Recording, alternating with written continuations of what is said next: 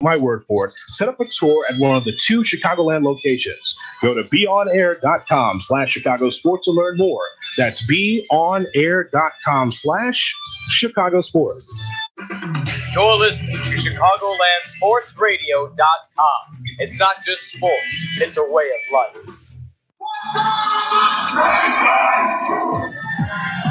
Chicagoland Sports Radio Sports Update. At 2 o'clock, I'm the Goon with your ChicagolandSportsRadio.com update, brought to you by the Illinois Media School. For more information on careers and broadcasting, go to beonair.com. The Cubs defeated the Colorado Rockies 3-2 last night. Anthony Rizzo had the game-winning RBI. Starter John Lester went 5 2/3, allowing 2 runs, but none of them were earned. Luke Farrell picked up his first win, while Steve Cishek locked down the save. Kyle Hendricks will be on the mound against John Gray as the series continues from Wrigley Field at 7:05.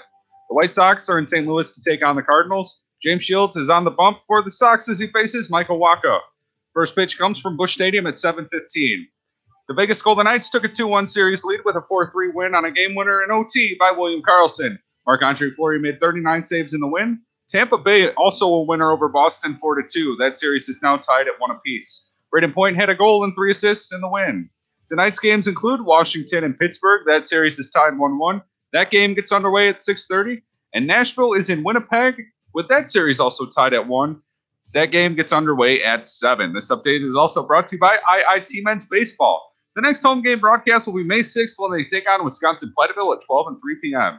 For more information, visit IllinoisTechAthletics.com. I'm the Goon, and you're listening to Chicagoland Sports Radio. It's not just sports, it's a way of life.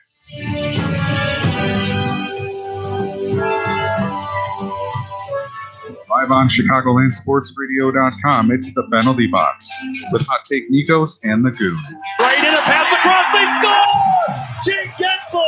Don't mess with the devil, buddy! We're number 1, we beat anybody! We're the devil! Ryan Callahan scores! They will join the Vegas Golden Knights, the San Jose Sharks, Winnipeg Jets in the second round of the Stanley Cup playoffs. The Orlov scores! The Nashville Predators will advance to a second-round matchup with the Winnipeg Jets. Here's Caddy, 2-on-2. He's got Johnson with it. Slides the puck to the net. Johnson scores! Wow! It's over! The Sharks lead. And that's going to do it.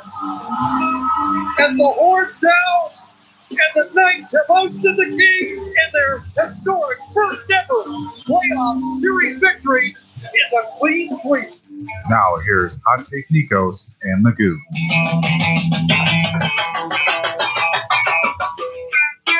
That's right, it is Tuesday. I'm the Goon, here with you, as always, and Hot Take Nikos. What up, what up, what up? What's going on, man? What's going on, my man, my dude, my homie? So, bruh. No, I'm just kidding.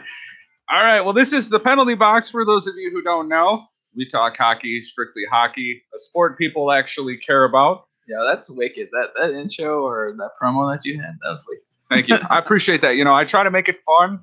You know, maybe take some swipes at other sports, you know, that completely ruin it for me, but that's all right. Yeah, I mean, football's cool. I like football. I like better. I like football, but I don't like the politics. I don't like the politics in any sports.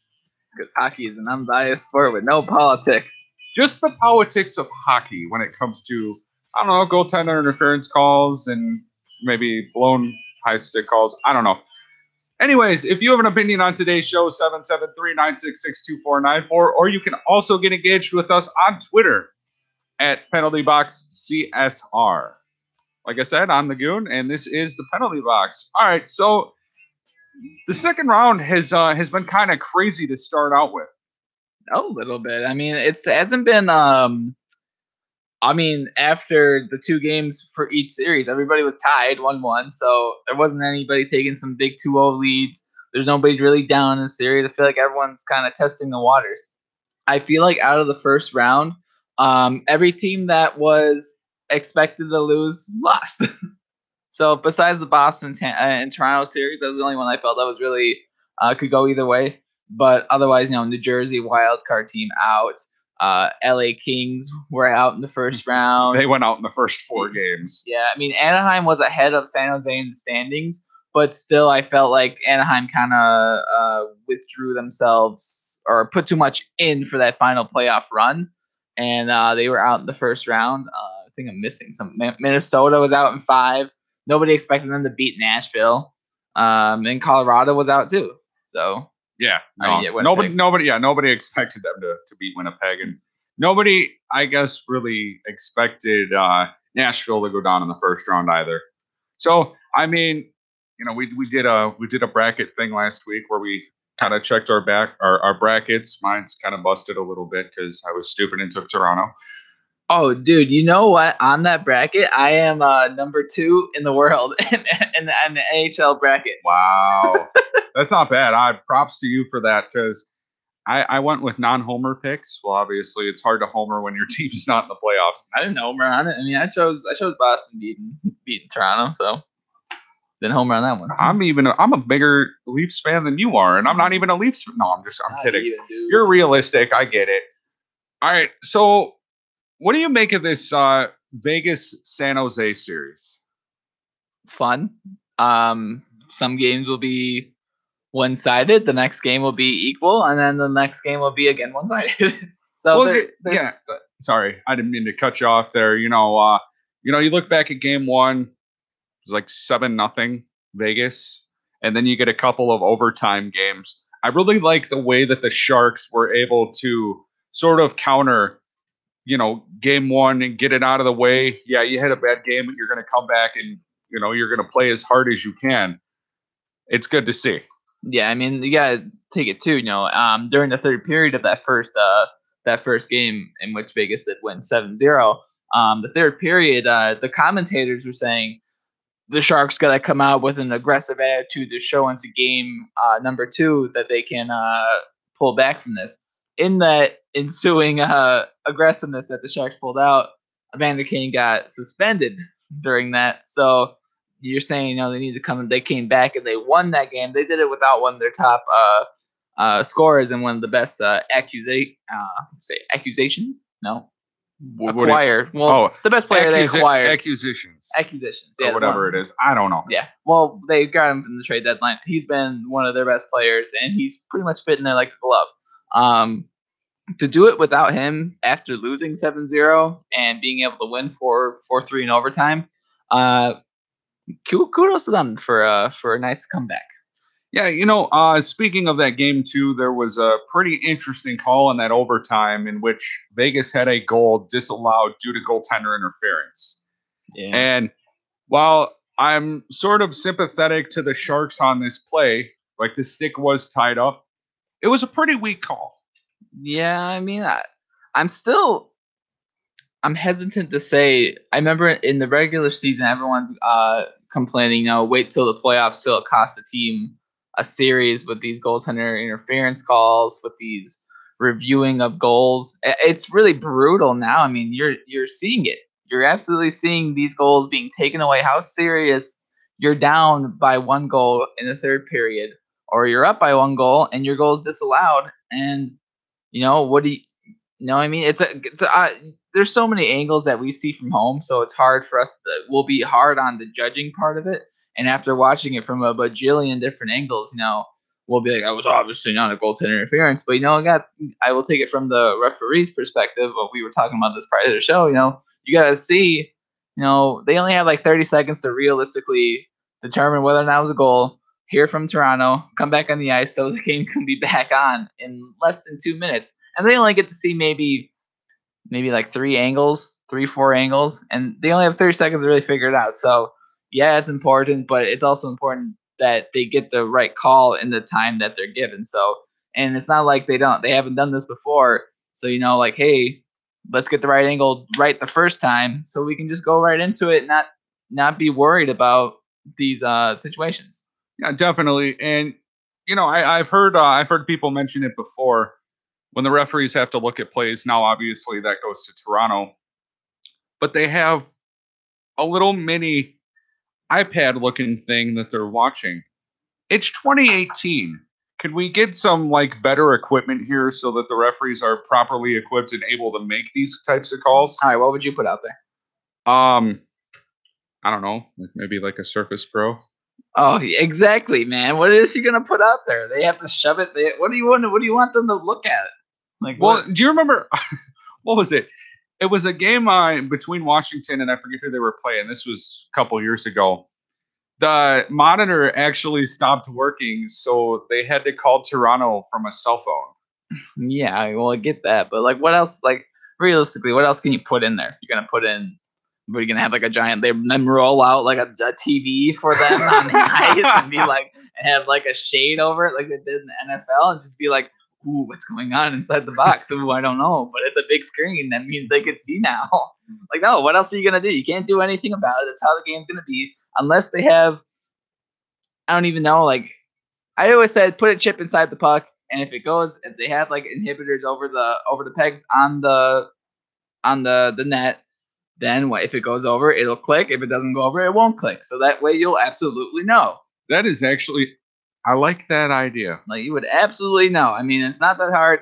I know it's a rubber puck. I know you don't want to mess with the tradition of the puck size or whatever, but man, you insert it inside this puck and it won't break open, and you just glue. I mean, maybe I'm making it seem more simplified than it actually is, but like, there has to be technology out there where you can shove something inside this puck and have have the piece of ice that you place over the goaltender, have it where if it goes over, then it's all the way over. Now let's talk about technology will fail you there, but it's like, hey man, like, at least the majority of the calls will be called right. And I think, at this point, if you want to talk about entering 2018, that would be your best point to go for it. Not give them bigger screens, but give them something that, has an electronic field where if the puck crosses over, then that's a goal. And you won't even need to deal with all this because what did the computer say? Okay, it's going to end up that way anyway. Someone's going to think of this one day. We're in 2018. You are in 2035, my friend. That is actually... You should honestly be elected commissioner of the NHL. No, I shouldn't, because in that case, I would definitely relocate Arizona. Well, somewhere else? Why not? Why not do that already? I don't know, but yeah, these goaltender interference calls are pretty ridiculous, and I'm just getting kind of weary about. It's getting inching closer to the Stanley Cup final. I really don't want to be watching a game 7 in overtime, a goal gets disallowed and they review it, and it's what I'm saying.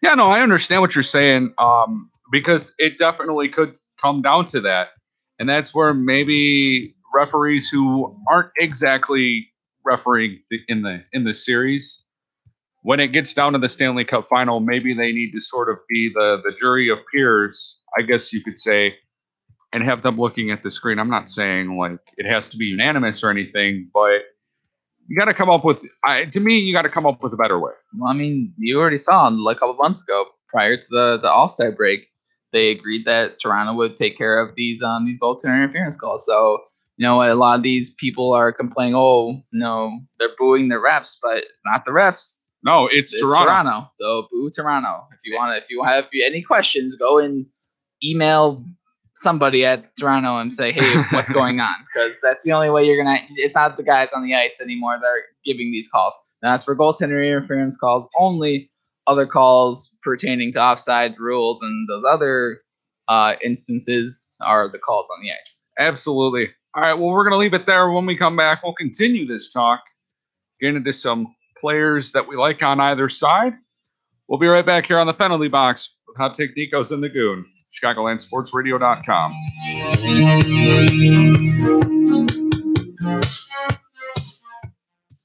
I got started at IMS here as an instructor a couple years back after I had heard a couple of people I worked with were also instructors here. I'm always here if you need help with developing what you're passionate about. And that's what most people come here for. They have a passion. They want to do something. They want to do radio play-by-play. They want to do sports talk. They want to do updates, whatever it may be. My name is Freddie Huebner. I work at ESPN 1000 as a host and sports anchor, and I am IMS. Next time on the penalty box, the Chicago Bears select. Okay, enough of that. Onto a sport people actually care about. The NHL is heading into the second round of the playoffs. It's about time. So who's going to advance to the conference finals? Take a seat in the penalty box with Hot Take Nikos and the Goon. Tuesdays from 2 to 4 on ChicagolandSportsRadio.com. With the 8th pick in the 2018 NFL Draft, the Chicago Bears select Roquan Smith. Well, Bears fans, the pick is in, and it's the linebacker out of Georgia. This is Ben from Late Nights with Ben. Tune in every Thursday night as we break down the rest of the Bears' offseason moves. Also, summer is right around the corner, so you know what that means. More Cubs baseball. That's Late Nights with Ben every Thursday night from 9 to 10 on ChicagolandSportsRadio.com. The Rising Feminist Wrestling Show gives honest opinions about WWE, the Greatest Royal Rumble, Backlash, Impact, Ring of Honor, New Japan, and well, so much more. This is fan-made to all the other fans out there. The Rising Feminist Wrestling Show is not just the highlights, it is about these fresh opinions about wrestling, promos, and of course, the wrestlers. So come join me, Stephanie, the feminist voice of wrestling, every Thursday from 2 to 4 on Chicagoland Sports Radio. It is not just sports, it's a way of life.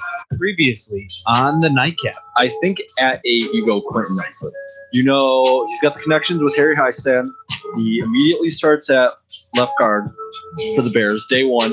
So if I am at pick 8, the guy that I am getting continues a strong heritage at this position for the Chicago Bears, and that is Roquan Smith. Catch Tim and Ben every Monday night from 9 to 10 p.m. only on ChicagolandSportsRadio.com. It's not just sports, it's a way of life. Hey, Chicagoland, make sure to keep it happening here. With me, Charles Pride Ritchie, Sid the Kid, and Corey Barber every Saturday from 2 to 4 p.m. and On Deck. Find out who will have the best draft results that will translate into success in the NFL. Say, look, I'm just standing on the line in front of me. Cubs and Sox, and also NBA playoffs. One lucky shot deserves another. So make sure to tune in every Saturday only on ChicagolandSportsRadio.com. It's showtime, folks! Last time on R&R. This man, what was the final total was like 175%. Yeah. I was like, wait, damn. How? Watching NXT TakeOver is like an Oscar movie. And Yes. WrestleMania is like a blockbuster. And I'm like, Exactly. you know what? That's so It's true. And it's like your expectations are always lowered for WrestleMania. But honestly, at this time I was just like, Check out R&R on ChicagolandSportsRadio.com. Tuesdays 4 to 6. I am Raphael Young, and the NBA playoffs are getting intense. Is your team still in it? I surely hope so. The Warriors are NBA champions again. On my show, I will talk about the NBA playoffs and my predictions on where each team stands, as well as the Cubs and White Sox and their young season so far. Tune in on the Raphael Young Show every Monday from 12 p.m. to 1 p.m. on ChicagolandSportsRadio.com. It's not just sports, it's a way of life.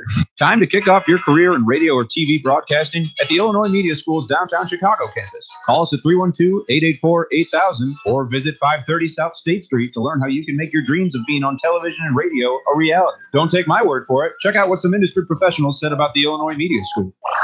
Tom Waddle, ESPN 1000. Don't waste another minute in a career you don't love. You can be the next great announcer, DJ, producer, or TV reporter. You'll learn key skills from industry pros while working with professional equipment on air and behind the scenes. Still need to keep the 9-to-5 job? Their flexible class schedules can work around any schedule. Short on cash? They have very affordable tuition and financial aid for those who qualify. You'll have access to amazing internships and job placement assistance when you graduate at top radio and TV stations like ESPN. Learn more at beonair.com/Chicago Sports. That's beonair.com/Chicago Sports.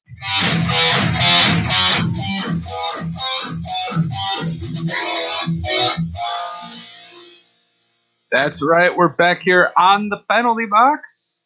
I'll take Nikos and the Goon. But all right, so let's continue our talk. Vegas versus San Jose. All right, I want to take this. We know we kind of sped through it a little bit, but for the first game, I just want to say that going into that first stats for Marc-Andre Fleury, guess what his save percentage was? 976. Higher. 990. No, God, no. It'd be like one goal. He had He had a .982 save percentage. That's not bad. Going into game one, and then coming out of game one, he also had a shutout, which was his third of the playoffs, and he's only played 5 games to that point. Wow, that's not bad. Nuts. I mean, the guy's unreal. He's on a different plane right now. I mean, how do you even make some of these saves he's doing? Like I don't think he's keeping the Golden Knights in games, but he's just, if they need a save, he's there, And I mean, like, you look at other goaltenders, they're keeping their teams in games. No, they're really they're rocking net. I mean, not that Fleury's not the rocking net, but they're providing offense. He's providing great goaltending. They have great defense going. It's just, how do you beat these guys? And we saw what they can do defensively. True. And offensively. Alex Tuch is the Tuch is amazing. I have never seen so many. I'm sorry, I couldn't pass that up. But I saw some crisp passes from him, and mentioned a guy like William Karlsson who had that game winner in Game 3. These guys can snipe. All right, it's not like these are little dinky shots that shouldn't be going in. No, these are shots that are hard for a goaltender to make the save on. Yeah, I don't know, like for Alex Tuch. It's Tuch. I'm sorry. It's for Tuch. Yeah, I'm sorry. I'm trying to fix our. We have a Twitter feed going. That's sorry. okay. Yeah. So Alex Tuch, we were talking about him during the off air, and I was just saying the moves this guy makes. He's just so nasty. He doesn't finish them off. I think next year his next step for that to really finish off these moves. But he is just dangling through guys. He's making slick passes. He has hard shots. I mean, this guy, like, he always gets a rebound with every shot that he takes. It may not be going in, but he is definitely he just takes he's a good player. I mean, getting him off from Minnesota off the expansion draft, like Eric Halla, him combined for 92 points between the two of them this season, maybe a little bit less. But in general, they are both of them are creative players. I mean, Eric Halla pretty much stepped into that second line center position after Wild Bill, and it's nuts. It's like everyone calls him Wild Bill. Oh, don't give me that. Yeah, that's his nickname. I'm not just naming him Wild Bill. I'm gonna take to Twitter to find out Go if ahead. that's. Yeah, it is. But definitely, I mean, obviously all these players coming from different teams, but it's just he is one of those players where I don't think he would have been given the chance on Minnesota just because they have so many different contracts that are dedicated players, and he's one of the guys who were on the outside looking in. He gets that chance on that second line and second power play time. He's definitely shown why he's a great player. And 49, I think he had 46 or 49 points this season. Next season, definitely. I was saying he's definitely going to be a 60-point player. If they can't keep all their unrestricted free agents, he's definitely a player that's going to step up and won't miss a beat in general for that team. Well, I'm going to do you one better. I'm going to say he's going to have 70 points next season. 70? You think he's on 70 points? I don't know. Maybe. Definitely depends on if what's his name? If Karlsson can keep it up again, and if Halla can continue his run. But yeah, well, let's go on to game 2. Game 2, San Jose wins that one, 4-3 overtime. Without Vander Kane. Going into the third period, Vegas was up 2-0, and then the San Jose Sharks scored 3 unanswered goals. So, just looking at how good San Jose can be too. I mean, they haven't scored in 5+ periods to that point, and just to score 3 unanswered. Couture coming up big for them. Hurdle coming up big, and we were talking again. Hurdle in that first round, he was making clutch passes at the right time. He scores these big overtime goals, and maybe fast forward a little bit in game 3, he scores a clutch tying goal to extend the series or extend the game to overtime as well. Yeah, and Not to mention that, but I said it before about the Sharks being resilient after game 1. You're down by a goal late in games 2 and 3, not to jump ahead or anything, but you're able to score big goals at the right time to give your team a chance to win in overtime. And luckily for them in game 2, it happened. Like we were saying before, maybe you shouldn't have had that opportunity. But, I go back, and Tomas Hertl is not exactly a seasoned player yet. He's been in the league a couple years, but he's proving himself to be a dynamic player. And I go back to a game versus the New York Rangers where he had 4 goals. Yeah, it's right. And you're just seeing the confidence level, I think, build up for him even more. I think he's already at that point. He's definitely one of the players that the Sharks look to as one of your core players and pieces. I mean, you look at the San Jose Sharks, you have Hertl, Couture, Pavelski, Burns, Vlasic, and Joe Thornton to an extent right now since he's a little bit out of the picture. But it's definitely Hertl's one of the players that he's put out there in all situations. He plays on the penalty kill. He plays on the power play. He goes third line, fourth line, and he comes up big too. I mean, I've seen him play a couple times on the penalty kill. He's a good two-way player as well. So, I mean, just you could put a player in that situation, all different situations. He has evolved into the player that I think at first his problem was just he didn't play any defense, and he came in with he just scored, and that was his only thing. But now he's definitely developed under Pete DeBoer's system, and you look how he is now, and look at how he's producing, and they're putting. If you're being put out in the last minute of a game, last 2 minutes of the game, you're definitely relied on to get the job done, and he definitely has gotten the job done. Now, San Jose wins that game 4-3 in overtime. In the first game, San Jose went 0 for 5 in the power play. This game, they scored two goals on the power play. So the power play was heating up for them. They win 4-3, go into San Jose. So game 3 happened last night. Was it last night? I believe so. 2 nights ago. Whatever it was. Anyway, but yeah, to that game, Vegas ends up winning 4-3 in overtime. Yeah, Wild Bill strikes again. I'm not seeing that nickname posted anywhere on his Twitter. It is definitely not. Why is he gonna nickname himself Wild Bill? Hey, I'm Wild Bill. Because that's weird. Vegas is known as the Wild Wild West. He's Wild Bill.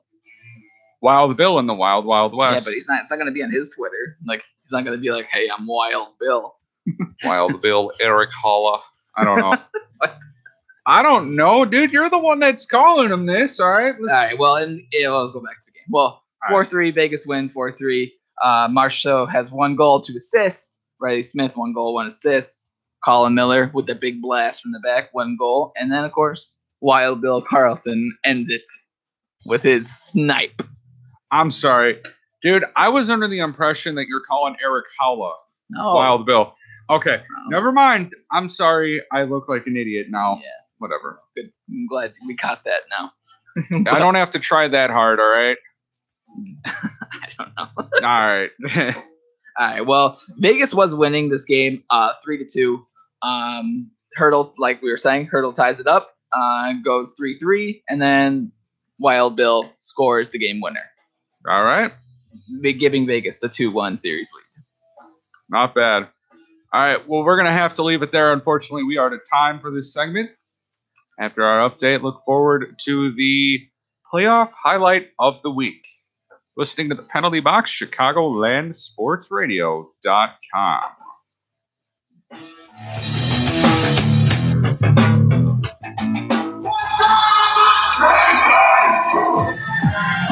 Chicagoland Sports Radio Sports Update.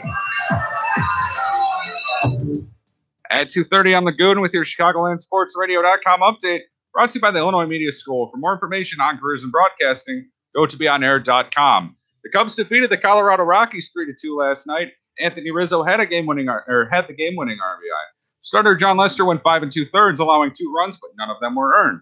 Luke Farrell picked up his first win, while Steve Cishek locked down the save. Kyle Hendricks will be on the mound against John Gray as the series continues from Wrigley Field at 7:05.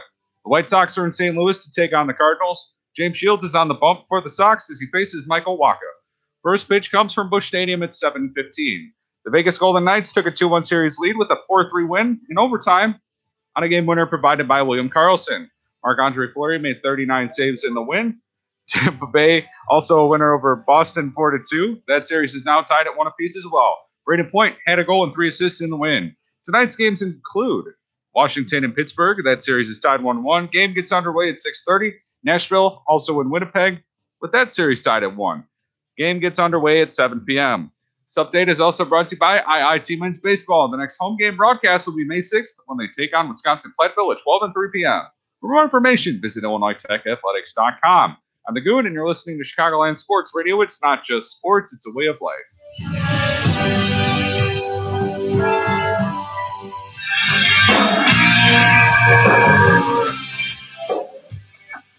Welcome back to the penalty box. You're snickering over there, and you're scaring me. I didn't realize we're coming back, so I was like, back. Hello. All All right. It's time for the playoff highlight of the week. What do you got? Dustin Byfuglien. Dustin Byfuglien. I got to tell you, your Twitter comment made me laugh. If you haven't seen the clip that we're mentioning, Dustin Byfuglien, it's a regular squirm in the corner, but Dustin Byfuglien decides to take 2 players out of the field. He grabs one guy by the neck, has another guy squirming to get rid of him, starts pulling him to the side, and it just has 2 guys, 2 full grown men in 2 hands, just like throwing them against, like he's just manhandling these guys. Boss angry. Oh, you're going to stab him now. You're going down. Oh, I know you sound like Arnold. Oh, yes, he's going no. I'm going to beat you up and get to the chopper. Oh, my goodness. I got to tell you, though, that was pretty darn impressive, if you ask me. But Big Buff, he's a big guy. He's like, 6'5", 230-something pounds. He's literally me, but he has more muscle, and he's a scary dude. Yeah. And just a little like bit. you. Ooh. Just like you. But I'm an old man, remember? Yeah, you are. I'm a grandpa, remember? No, he's 43. Who? You. Oh, I'm 43. All right, well, we'll go with that.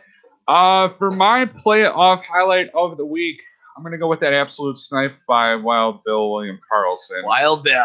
That was, I got to tell you. We should just have, every time we mention his name, let's just have like a cowboy effect going, yeehaw. Yeehaw, I like it. Or what we should do is we should get cowboy hats so that we have them, and then every time we mention Wild Bill, we just take our cap off and go, howdy. I don't know. That sounded way funnier in my head. Yeah. But what was your moment? And he forgot. Yeah. You said Wild Bill was doing something. His snipe, maybe? Yeah, snipe. They overtime winner in game 3. Going pretty much in a spot where Martin Jones can't get it is. I mean, I'm sorry, I'm going to sound like John Madden for a second. All right, let's see. Let's hear it. If you win the game, you got to be in the game to win the game. If you get the puck in the net, you're going to win the game. Right. You got to score more than the other teams. If you do that, you're going to win. Maybe. Maybe not. I don't know. We've seen teams who score more than the other teams but lose the game. I'm just kidding. Thank you for that insightful talk there. I'm so glad to know that now. Oh, thank you. I'm so happy I could provide you with that. All right. Trying to think. What else happened? What we're going with next here. Oh, next, yeah. Well, before we go on completely, just to finish up, the Sharks leaders in the points for the Vegas and Sharks series finish up with the point leaders. Logan Couture has 4 goals, leading the team in that category. Joe Pavelski, 6 assists. Logan Couture leads the team with 7 points, 4 goals, 3 assists. Martin Jones has a .923 save percentage. For the Knights are crazy. Yeah, very nice. The Knights, they have too many point scorers for them. Yeah. No, not even joking. They don't. Wild Bill Karlsson, he has 4 goals to lead the team. Riley Smith, 8 assists.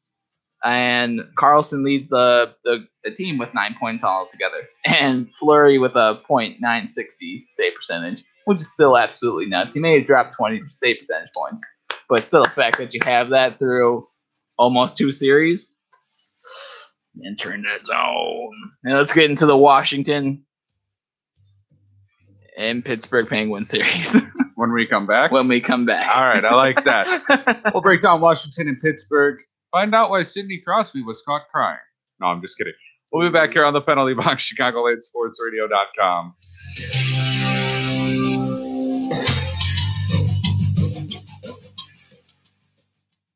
Time to kick off your career in radio or TV broadcasting at the Illinois Media School's downtown Chicago campus. Call us at 312-884-8000 or visit 530 South State Street to learn how you can make your dreams of being on television and radio a reality. Don't take my word for it. Check out what some industry professionals said about the Illinois Media School. Jonathan Hood, ESPN 1000. People often ask me, Hoodie, how can I be a sports radio guy like you? I tell them it takes drive and determination, and you need to learn how it all works. You can learn to be a sports talk show host, a producer, do play-by-play, and shoot and edit video. You'll have a chance to get internships at stations where you can tap into the knowledge of industry pros. With job placement assistance, you can start your new career in 1 year. It's a great school to get the hands-on training you need for a broadcasting career, doing what you love. They have affordable tuition and financial aid for those who qualify. So don't waste another minute. Go to beonair.com/Chicago Sports. That's beonair.com/Chicago Sports. Class is now in session. Be informed and be entertained by students of the game, where Dr. Joseph Gregory and Dr. Christopher Rouse help enhance your sports knowledge by keeping you informed and up to date on the hottest stories in sports and keep you entertained with their questionable rap skills and sometimes well-reasoned hot takes. Students of the game, Tuesdays from 7 to 9 p.m. on ChicagolandSportsRadio.com. You guys talk about being students of the game. I am the game. What's going on, Chicago? I'm Matt Brown. And I'm Steven Garcia. Check out Covering the Bases every Wednesday on ChicagolandSportsRadio.com from 12 to 2. Or you can catch us on Facebook Live. Your one-stop shop for Chicago baseball coverage. So tune in for the latest news on the Cubs and White Sox and other baseball action. So tune in Wednesdays from noon to 2. Covering the Bases. Check us out for everything MLB. Tune in to Deep in the Dugout every Monday from 2 to 4 p.m. for the latest in baseball news and discussion. This is unreal. Shohei Ohtani. Swing and a high fly ball belted. First home run for Acuna as a tape measure shot in Cincinnati. Brian Christopherson and Dimitri Veros bring you Deep in the Dugout every Monday from 2 to 4 p.m. on ChicagolandSportsRadio.com, where it's not just sports, it's a way of life.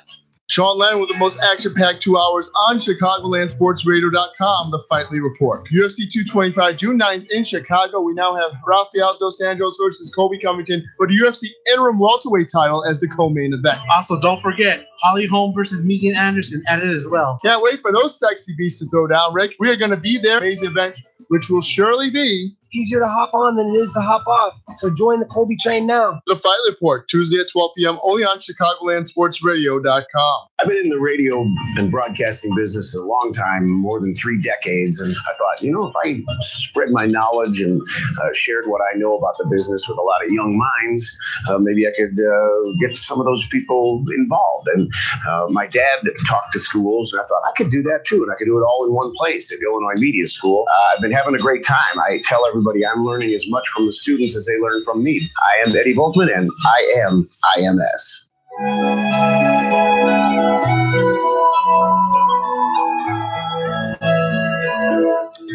Welcome back to the Penalty Box, where it's only a matter of time for the Washington Capitals to go home in the second round again. Yep. Well, after their first round series, I feel like everyone was like, "All right, well, we just lost the Stanley Cup playoffs." Right. It doesn't matter who that Washington Columbus series. Like, oh well, whoever wins doesn't matter. Seriously, you're out. But maybe the story has changed. Maybe this is the year. Is it? It could be the year. Oh, Washington comes in and wins. I would go absolutely insane if that actually were to happen. But you know what? I got to tell you, Alex Ovechkin looks pretty good. He always second has. round. In the playoffs, he always has. And anybody who doubts that, you got to look yourselves in the eyes No, you're wrong. Look in the mirror. You're wrong. Say it. Say it out loud. You're wrong. I'm not wrong. You're No. you're wrong. All right. Well, that first game, Washington was up 2-0 going into the third period. Crosby and the gang scores 3 unanswered goals to win the game 3-2. Crosby had 2 points, 1 goal, 1 assist, and Ovechkin also had 1 goal, 1 assist in the loss. Ooh. So I just want to say Ovechkin has some dirty passes. Like, if you're not watching these games and you just think that Ovechkin just scores goals, this guy is dishing them out. It's like 17 seconds into the first period. He just lays a nasty.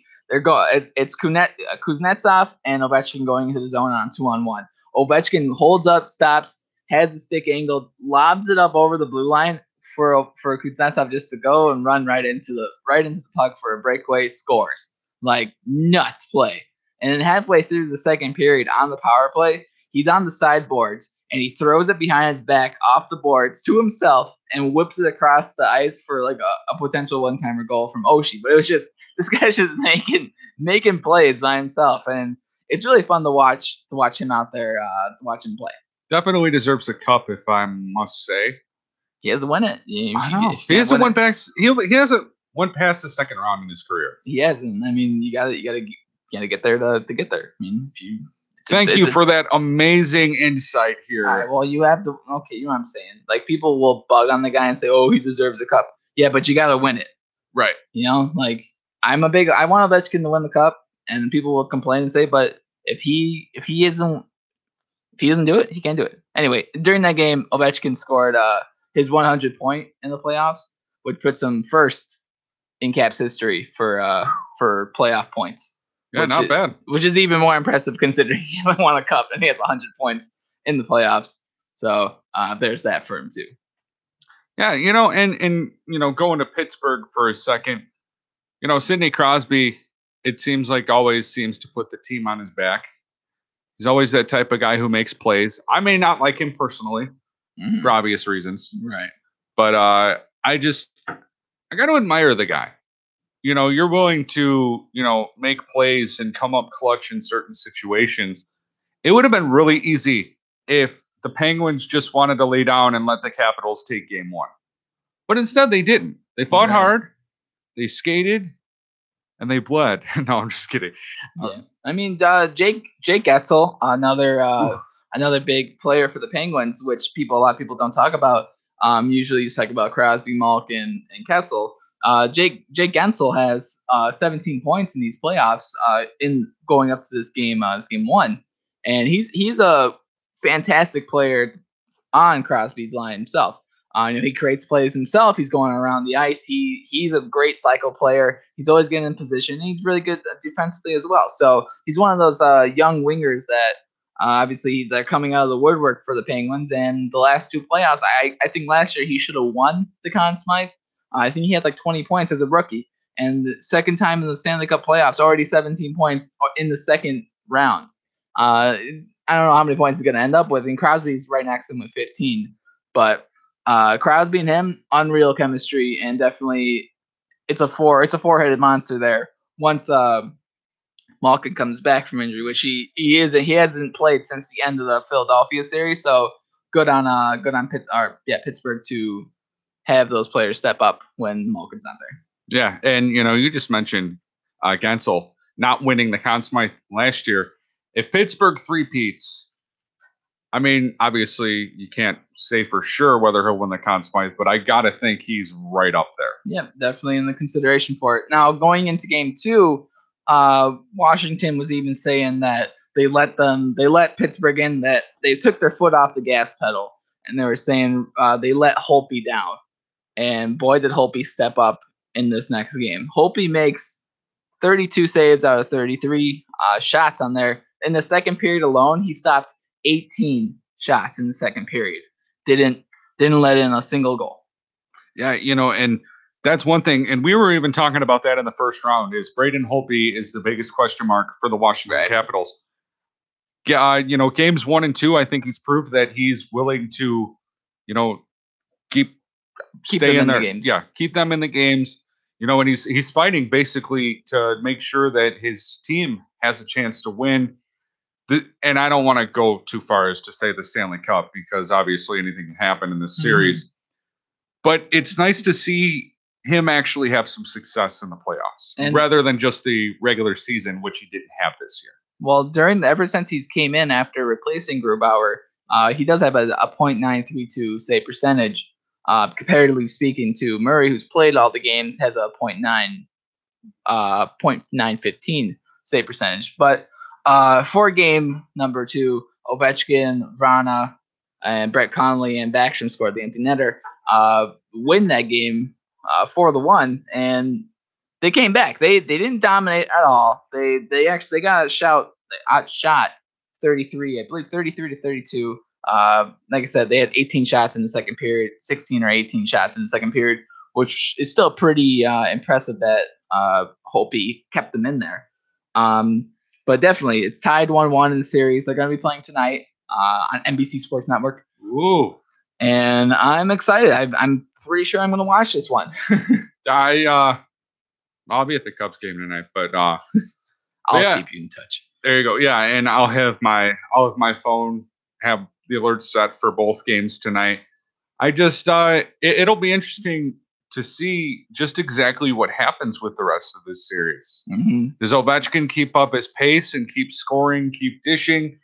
I will say this, however, that goal that Connolly scored in Game 2 was a softie.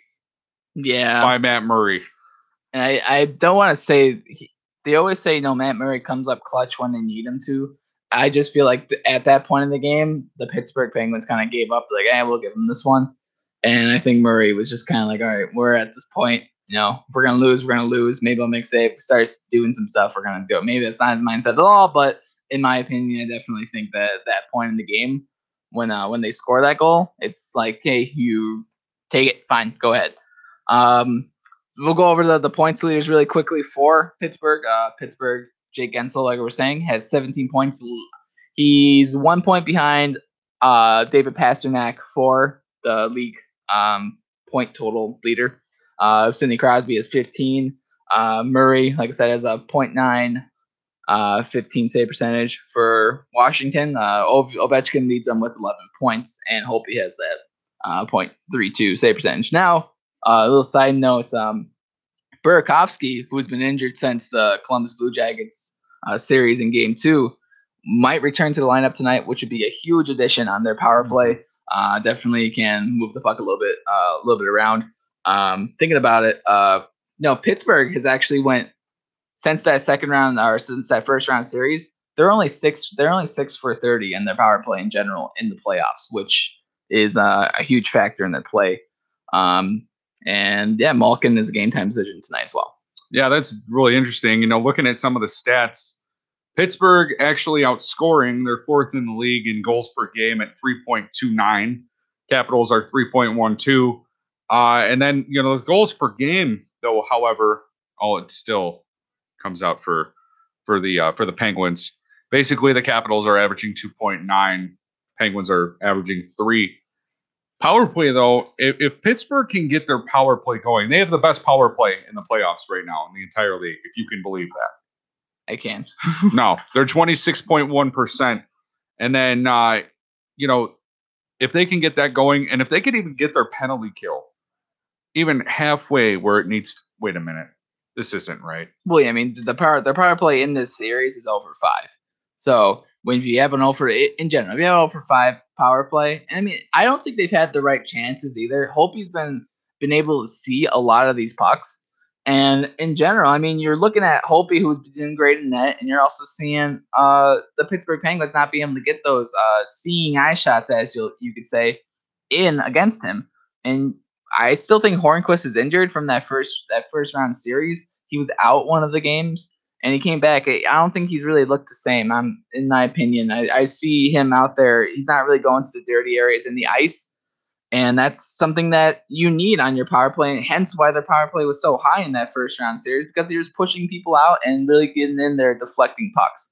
When you lose that big piece, or if he's there not effectively doing his job, it leads to a dead power play, which is what they have right now. And I apologize, those were regular season stats. Yeah, I got to thought click so. on playoffs. Yeah. Right now, it actually looks like the Penguins' power play is at 16.7%. And then the Washington Capitals is at 32.3%. How many chances have they had? They've only had like 7 chances in this second round series and scoring on 2 of them, I believe. I want to say so. That sounds right, yeah. Okay. That's crazy to me. Yeah. And you look at some of these stats right here.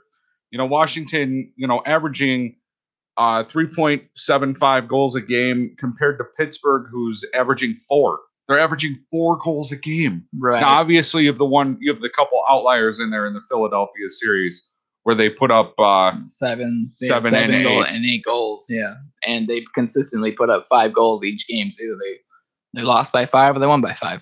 True. But yeah, no, in general saying for this series, and you gotta keep in mind Pittsburgh is playing without Evgeny Malkin too these last 2 games, and I mean they stole the first one, and now they lost the second round series or the second game going into tonight.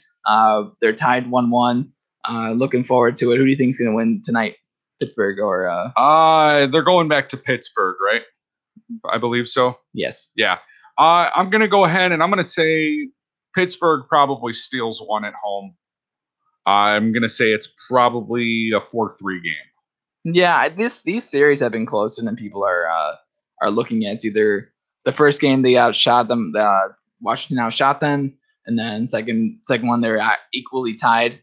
But I think Washington's gonna win this game at home or win this game on the road. Hopefully, I'm going for the Washington Capitals in the series, so I do hope that they win this one. But yeah, Washington. Do you got a game winner? Ovi, okay. Ovi with the game winner. All right, well, I'm gonna go with Malkin. He's a game time visitor. So. Well, if he plays, I mean, that's the thing is that it's the playoffs. I would think Malkin would play. I think he will, just because they had him out the 2 games they were away at Washington. Yeah. So he's at home tonight. So I think he will come out and play these games, which would be a huge addition for them. Maybe get that power play clicking. Well, when we come back from break, we're gonna have some NHL draft talk. We're gonna have our friend from Carolina come and talk some drafts with us. Yeah, and that should be fun. We've still got like a minute. But yeah, so just previewing the draft for a second. Were you at all disappointed Arizona didn't get that first overall pick? Not really. I was kind of hoping Vancouver would have jumped into the top 3. Why? Because I'm Canadian. So? No, I mean. Because I'm Canadian. I'm Canadian. No, come on, man. No, I mean, we know whoever the number 1 overall pick is. Stalin. It's Stalin. Oh. Yeah, it's Stalin. And everybody knows the first team. The team that gets the first overall pick is going to pick Stalin. Now, where the Legos sort of fall from there is going to be. I decided to use Legos instead of chips. So I deal with it. Okay. All right. Whatever. Well, the first 3 selections are Buffalo, Montreal, and Carolina. We will be talking more about that after the break. Thank you. Yeah, thank you. All right. Well, we'll be right back here on the Penalty Box, ChicagolandSportsRadio.com.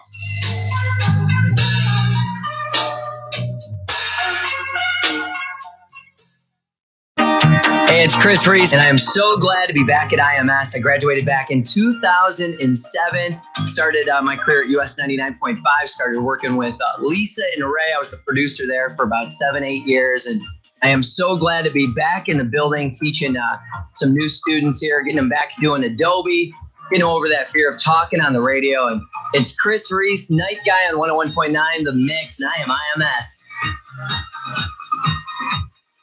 With the 8th pick in the 2018 NFL Draft, the Chicago Bears select Roquan Smith. Well, Bears fans, the pick is in, and it's the linebacker out of Georgia. This is Ben from Late Night with Ben.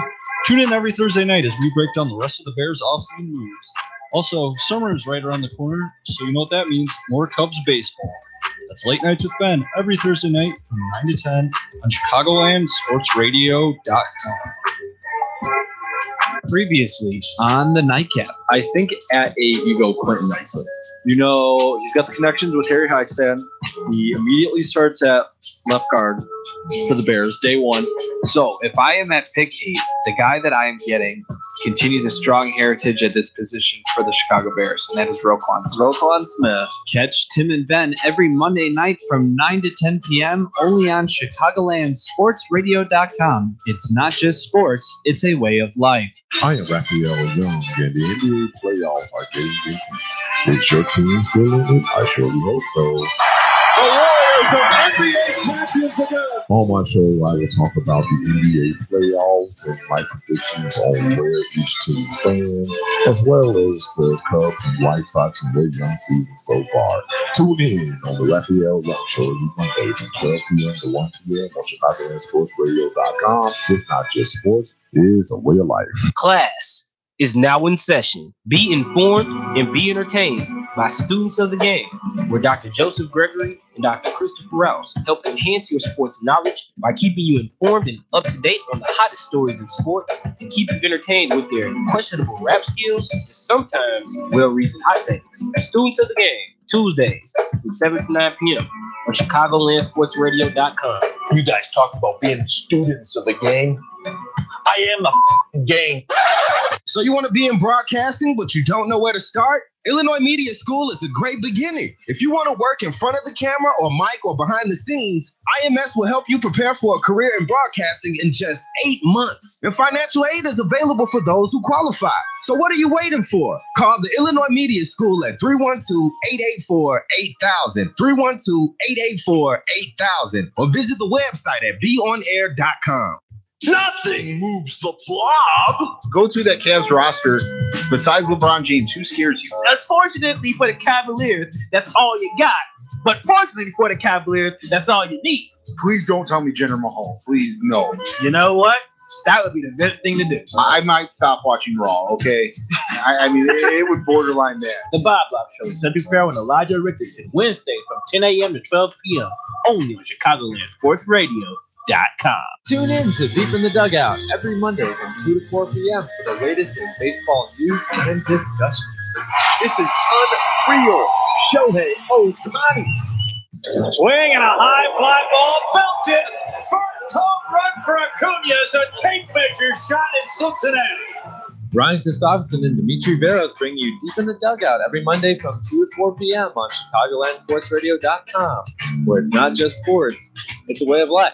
Sean Lang with the most action-packed 2 hours on ChicagolandSportsRadio.com, the Fight League Report. UFC 225, June 9th in Chicago. We now have Rafael Dos Anjos versus Colby Covington for the UFC interim welterweight title as the co-main event. Also, don't forget, Holly Holm versus Megan Anderson at it as well. Can't wait for those sexy beasts to throw down, Rick. We are going to be there. Amazing event, which will surely be... It's easier to hop on than it is to hop off. So join the Colby train now. The Fight Report, Tuesday at 12 p.m. only on ChicagolandSportsRadio.com. With the NFL draft in the rearview mirror, the Chicago Bears hope to have the final pieces of their team. And we would like to welcome first-round pick, linebacker Roquan Smith. Tune in to the K-Tray Show every Monday night from 7 to 9, only on ChicagolandSportsRadio.com, as we break down the Bears' selections in the NFL draft, the NBA postseason, and Stanley Cup postseason, as we'll take a look at both of your Chicago baseball teams. It's the K-Tray Show every Monday night from 7 to 9, only on ChicagolandSportsRadio.com. How's it going? My name is Edgar Ibarra, and I'm very grateful for all the knowledge I received at the Illinois Media School. My 15-year career in radio has been a dream come true. I'm a radio DJ, I'm on the air, and I get to be a program director for 2 radio stations in Wisconsin. My dream became a reality with the Illinois Media School. Illinois Media School is a great school with great teachers and former students now working in the industry today on the radio stations you listen to and on the TV stations you watch every day. Illinois Media School, check it out. For more details, beonair.com.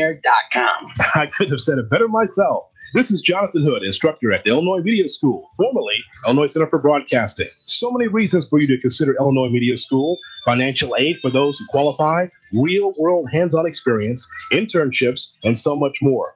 Don't just take my word for it. Set up a tour at one of the 2 Chicagoland locations. Go to beonair.com/Chicago Sports to learn more. That's beonair.com/Chicago Sports. You're listening to Chicagoland ChicagolandSportsRadio.com. It's not just sports, it's a way of life.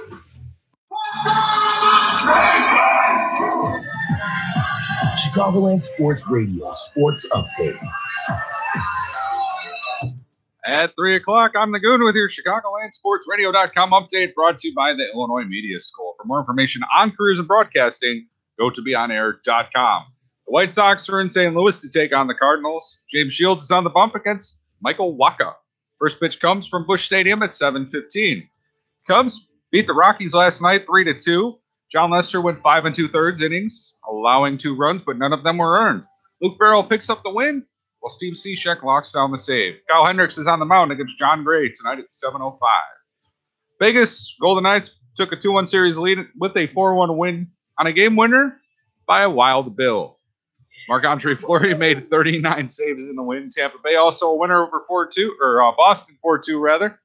That series is also tied at 1. Braden Point had 3 goals. Had a goal and 3 assists in the win for Tampa Bay. Tonight's games include Washington and Pittsburgh. That series is tied 1-1. That game gets underway at 6:30. Nashville is also in St. Louis. Winnipeg. I'm sorry, I'm falling apart here. Nashville is in Winnipeg with that series also tied 1-1. That game gets underway at 7. This update is also brought to you by IIT Men's Baseball. The next home game broadcast will be May 6th when they take on Wisconsin Platteville at 12 and 3 p.m. For more information, visit IllinoisTechAthletics.com. I'm the Goon, and you're listening to Chicagoland Sports Radio. It's not just sports, it's a way of life.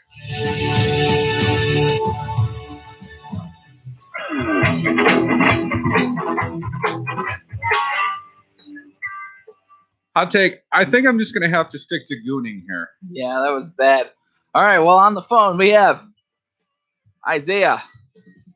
Oh, do we? Are you with us? Hello. Isaiah, are you with us? Yes, sir. Hello. How are you? Are you excited? Are you happy? How's your excitement level right now? I know you must be jumping out of your bed, your sheets, everything's all over the place. You jumped out the window and then you were revived because the Carolina Hurricanes are now 3rd overall in this draft lottery. Second overall. Are they second? Oh, they are. Yes, you are. Oh man, that's even more excitement. I did a goof. Come on, man. I did a goon. Sorry, I pulled a goon. Oh wow. And man, are you excited? What went? All right. What was your first reaction? You're watching the draft lottery. You know your team was slotted at 11th, and you see them not there. What was your first reaction? Well, at first I wasn't even watching it because I'm like, we're Carolina, we're not gonna win it. And I happened to check Twitter. And Lord and behold, Twitter is blowing up about something happening to the organization. I'm like, okay, maybe something happened. And I checked, and we won the lottery. And I'm like, oh my god! Hallelujah! It's raining men. And then I watched, and we got second, which I'm pretty happy with, to be honest. I kind of prefer it over first at this point. Yes. So who do you think they're gonna choose though? So first overall is obviously gonna be Darlene, the defenseman from the SHL. Second overall, you guys have a pick from you have Shishnikov, you have Tkachuk. I can't think of the other guys' names, but who would you rather choose? Would you want to grab a top forward here? Obviously, your defensemen there are after Darlene are Bob Quist and I believe some other guy named Edmondson, I believe. But anyway, who do you want to pick in this second overall?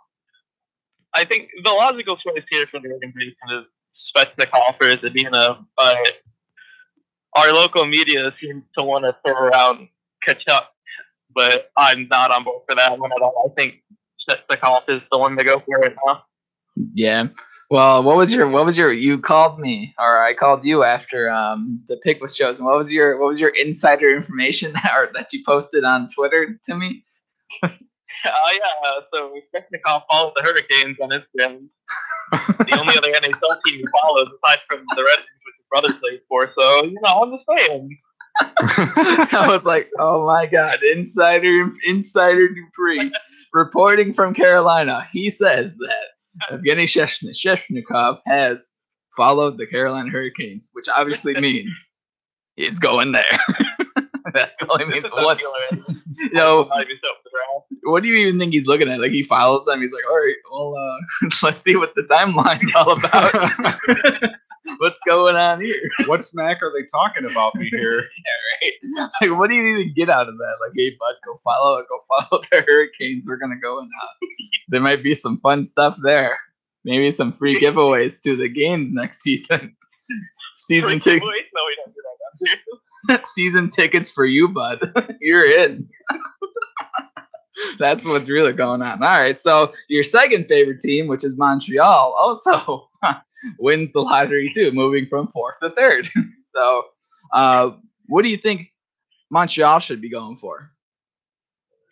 I think Zadina is too good to pass up on, to be honest. I watched him as a junior when he played with Natchez, and he was incredible. Yeah. I think him and Stepchnikov are above the rest of the forwards in the draft. I was one of the people who was thinking, what if you add Brady to Chuck to that lineup and just they're comparing him to like a Brad Marchand, pretty much his brother. I mean, Matt Tkachuk in Calgary. Man, imagine that you have a Brad Marchand character in Montreal who's skilled. Think of it. They already have one though. His name is Andrew Shaw. Oh, and Brandon Gallagher. It would just add to that sandpaper lineup that they have going. I mean, we can't have too many buttholes on a team. So yeah, and if they even want, they can take that extra center they have, Galchenyuk, and just send them here. We'll send them Falk, Right. Oh, that we were talking. Me and him were talking about on the phone. Man, what if Carolina ended up getting Darlene? How expendable does half of that defense that they have become? Which, I mean, I still think Falk's going to get traded there in the offseason. But I think Falk's gone regardless of what happens this year. It sucks. I mean, he was a good defenseman. I don't know what happened the last couple of years. But in general, I mean, you have Montreal who has that opportunity to pick a center, which Zadina could. He's a good two-way forward, which I think they will push him towards center. He has played a little bit of center in juniors. I think they would want him to become a center for them because they desperately need one. But I don't know. Montreal's in one of those positions where they made the playoffs not this last season, but season before that, top of their division. And now they were out of the playoffs with needing help on defense.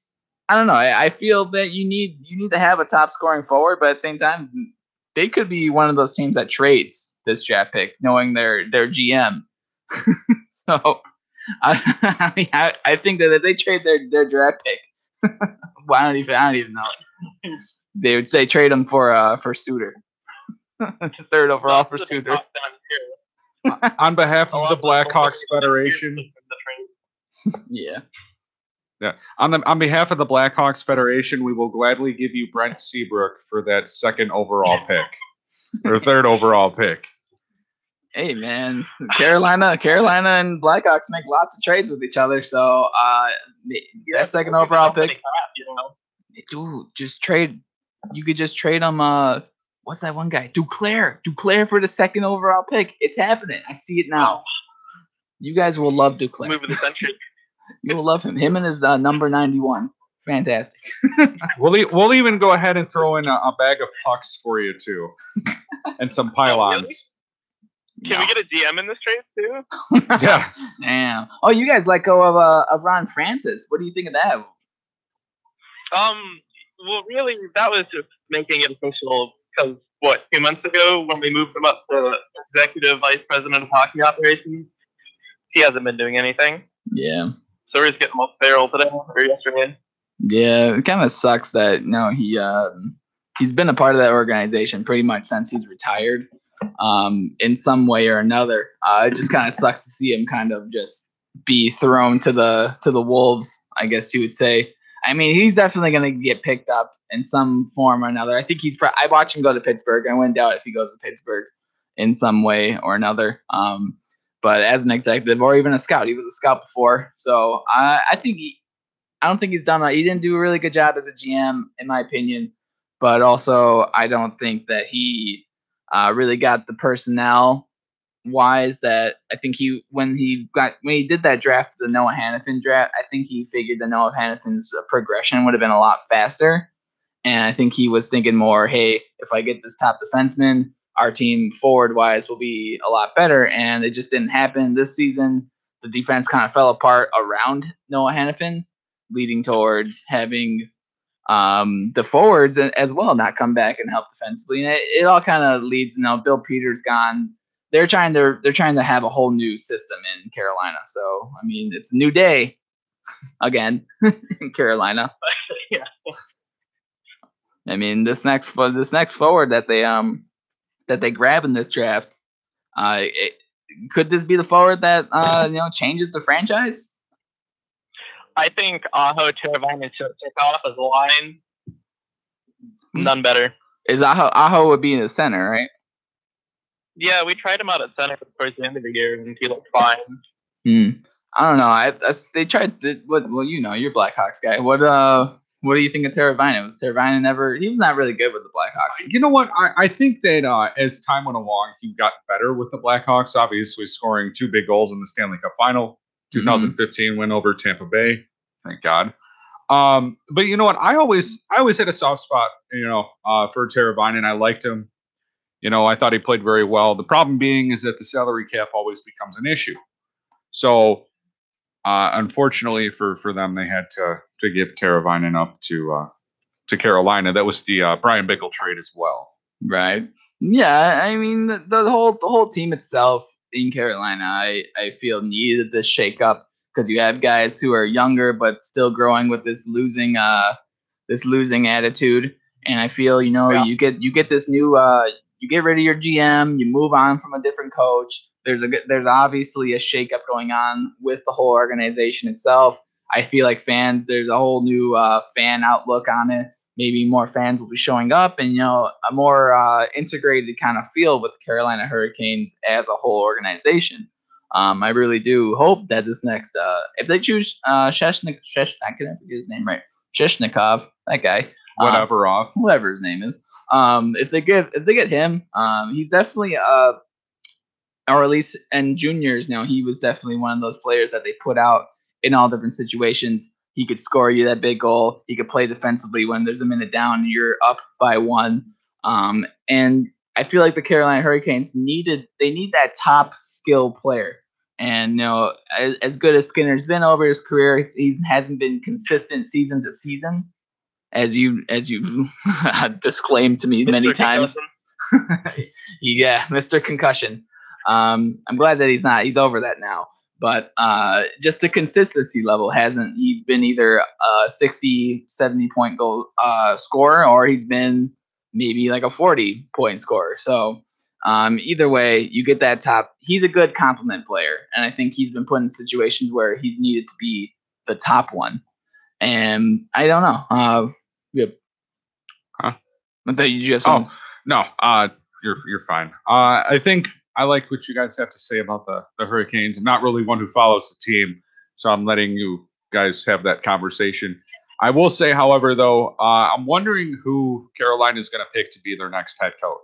Oh, yeah. Because I think that's going to be really interesting. Whether it happens soon or not remains to be seen. But Alain Vigneault. Lindy Ruff. I've heard studying his name. Everyone's kind of all over him. Who would you want as your head coach, Isaiah? I really don't know at this point. I'm worried about getting a general manager so we can have some direction going into the off season here. But yeah, anyone but Bill Peter.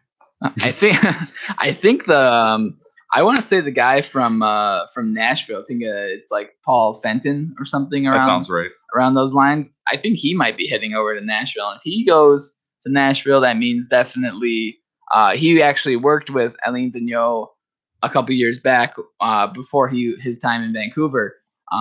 He was actually one of the assistant general managers or somewhere in the organization that he was in. So if that's the hire, Alain Vigneault could be heading towards Carolina, which would be another big fan pull for them.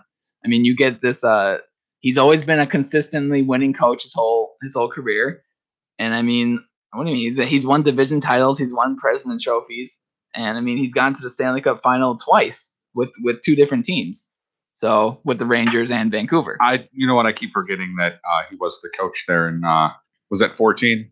Yes, versus the Kings. See, I thought for some reason Tortorella was still the coach of.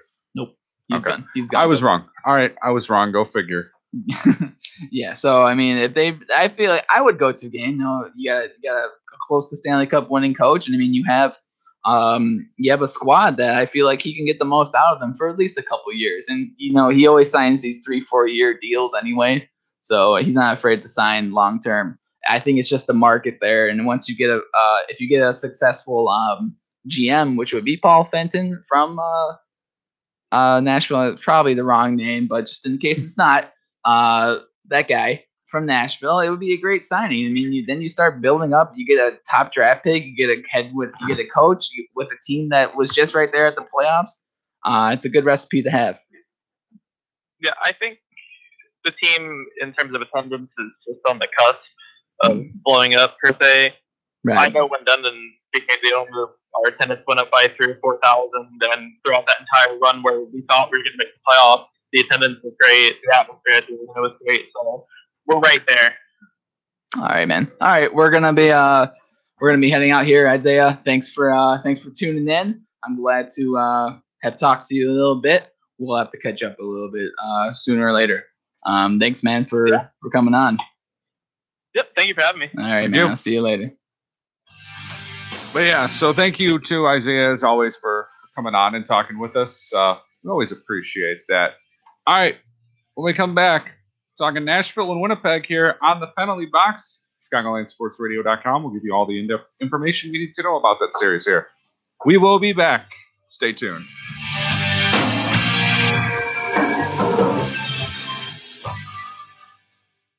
I got started at IMS here as an instructor a couple years back after I had heard a couple of people I worked with were also instructors here. I'm always here if you need help with developing what you're passionate about. And that's what most people come here for. They have a passion. They want to do something. They want to do radio play-by-play. They want to do sports talk. They want to do updates, whatever it may be. My name's Freddie Huebner. I work at ESPN 1000 as a host and sports anchor, and I am IMS. Next time on the Penalty Box, the Chicago Bears select. Okay, enough of that. Onto a sport people actually care about.